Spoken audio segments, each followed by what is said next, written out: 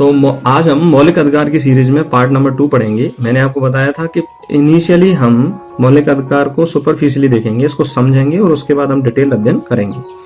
तो मौलिक अधिकार, 2 मौलिक अधिकार हम पहले पार्ट में पढ़ चुके हैं।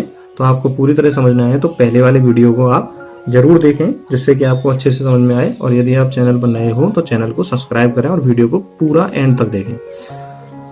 तीसरा मौलिक अधिकार है शोषण के विरुद्ध मौलिक अधिकार, और इसमें 2 आर्टिकल आते हैं, आर्टिकल 23 और 24। आर्टिकल 23 कहता है कि मानव द्व्यापार यानी किसी भी तरह का मानव का व्यापार नहीं किया जाएगा, और बेगार यानी कि बलपूर्वक किसी भी श्रम को नहीं करवाया जा सकता। तो ये जो बलात् श्रम है उसका निषेध भी किसके अंतर्गत किया गया है? आर्टिकल 23, जो किसके अंतर्गत आता है? शोषण के विरुद्ध अधिकार के अंतर्गत आता है। आर्टिकल 24 कारखानों में बाल श्रम के निषेध की बात करता है, और कितने से कितने वर्ष तक के बच्चों के जो बाल श्रम माना गया है, तो 14 वर्ष से कम उम्र के जो बालक हैं वो बाल श्रम के अंतर्गत आते हैं। यदि उनसे काम करवाया जाता है तो वो आर्टिकल 24 के तहत मूल अधिकार का क्या है? उल्लंघन है। अगला मूल अधिकार है धर्म की स्वतंत्रता का अधिकार। इसमें हमने 4 आर्टिकल आते हैं। तो कौन कौन से आर्टिकल हैं? 25, 26, 27, 28। पहली बात करते हैं 25। मोस्ट इंपोर्टेंट है, एक क्वेश्चन पूछा जा सकता है कि अंतःकरण शब्द का इस्तेमाल किस आर्टिकल के तहत किया गया है? तो अंतःकरण शब्द का इस्तेमाल आर्टिकल 25 के अंतर्गत किया गया है। तो इसमें 3 तरह की स्वतंत्रता की बात करता है। अंतःकरण की स्वतंत्रता, धर्म के अबाध रूप से मानने की, यानी कोई भी व्यक्ति किसी भी धर्म को मान सकता है। धर्म का आचरण एवं प्रचार करने की स्वतंत्रता, यानी कोई भी व्यक्ति किसी भी धर्म का आचरण कर सकता है और उस धर्म के बारे में प्रचार प्रसार भी कर सकता है। तो अनुच्छेद 25 में तीनों प्रकार की स्वतंत्रता को किसी भी व्यक्ति को दिया गया है। 26, आर्टिकल 26 आता है कि धार्मिक संस्थानों की स्थापना और पोषण का अधिकार, यानी आर्टिकल 26 किसी भी व्यक्ति को समुदाय को धार्मिक संस्थानों की स्थापना और पोषण करने का अधिकार प्रदान करता है, और धार्मिक कार्यों के प्रबंधन की स्वतंत्रता का अधिकार प्रदान करता है। चल अचल संपत्ति के अर्जन और स्वामित्व के अधिकार को भी प्रदान करता है। तो इसे भी हमारे मूल अधिकार में सम्मिलित किया गया है। अगला आर्टिकल है आर्टिकल 27।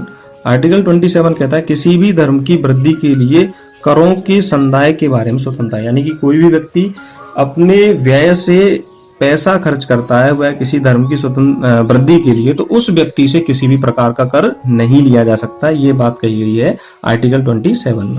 आर्टिकल 28 2 बातों के बारे में बात करता है। राज्य द्वारा पूर्णतः पोषित किसी शिक्षण संस्थान में धार्मिक शिक्षा नहीं दी जाएगी, यानी ऐसी कोई शिक्षण संस्थान जिसे राज्य सरकार द्वारा पोषित किया गया है, राज्य सरकार द्वारा चलाया गया है, तो उसमें किसी भी धर्म के बारे में शिक्षा नहीं दी जाएगी, क्योंकि भारत एक धर्मनिरपेक्ष राज्य है। और दूसरा यह है कि ऐसे शिक्षण संस्थानों में विद्यार्थी को धार्मिक अनुष्ठान में भाग लेने हेतु बाध्य नहीं किया जा सकता, बलपूर्वक धर्म के उपदेश सुनने हेतु बाध्य नहीं किया जा सकता। तो ये दोनों बातों को आर्टिकल 28 में सम्मिलित किया गया है। और आर्टिकल 28 यानी 25 से 28 आते हैं धर्म की स्वतंत्रता का अधिकार। अब बात करते हैं 5वें मूल अधिकार की, संस्कृति और शिक्षा संबंधी अधिकार। तो इसमें 2 आर्टिकलों को सम्मिलित किया गया है, आर्टिकल 29 और 30, 29 और 30। आर्टिकल 29 कहता है कि अल्पसंख्यकों की भाषा, लिपि और संस्कृति की सुरक्षा का अधिकार है, यानी अल्पसंख्यक अपनी भाषा का, अपनी लिपि का और संस्कृति की सुरक्षा कर सकते हैं। उन्हें किसी जाति, भाषा या संस्कृति के आधार पर किसी भी शिक्षण संस्थान में प्रवेश से नहीं रोका जा सकता। आर्टिकल 30 कहता है कि अल्पसंख्यकों द्वारा शिक्षण संस्थानों की स्थापना की जा सकती है और उनका प्रशासन भी किया जा सकता है। तो ये आर्टिकल 30 द्वारा इनको प्रदान किया गया। तो आर्टिकल 30 पेपर में बहुत ज्यादा पूछा जाता है।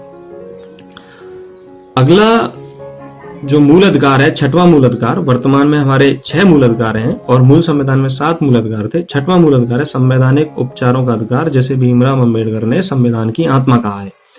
यह मूल अधिकारों को प्रवर्तित कराने के लिए सर्वोच्च न्यायालय में आवेदन करने या रिट डालने का अधिकार प्रदान करता है किसी भी व्यक्ति को, और 5 तरह की रिट डाली जा सकती हैं। और वो रिट कौन कौन सी हैं? पहली रिट है बंदी प्रत्यक्षीकरण, दूसरी परमादेश, तीसरी प्रतिषेध लेख, चौथी उत्प्रेषण और 5वीं है अधिकार प्रक्षालेख। तो कितने प्रकार की रिट डाली जा सकती हैं? 5। पहली बंदी प्रत्यक्षीकरण, दूसरी परमादेश, तीसरी प्रतिषेध लेख, चौथी उत्प्रेषण और 5वीं है अधिकार प्रक्षालेख। अब कुछ इंपॉर्टेंट पॉइंटों के बारे में बात करते हैं।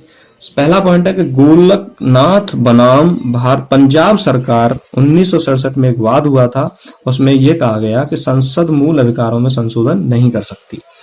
दूसरा पॉइंट है कि 24वें संविधान संशोधन 1971 में यह कहा गया कि आर्टिकल 368 के तहत मूल संविधान में संशोधन किया जा सकता है।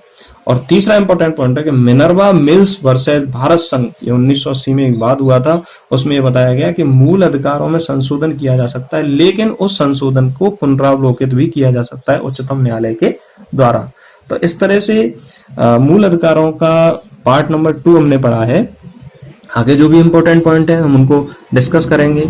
आपको वीडियो कैसा लगा, इसे लाइक करें, शेयर करें, चैनल को सब्सक्राइब करें। धन्यवाद।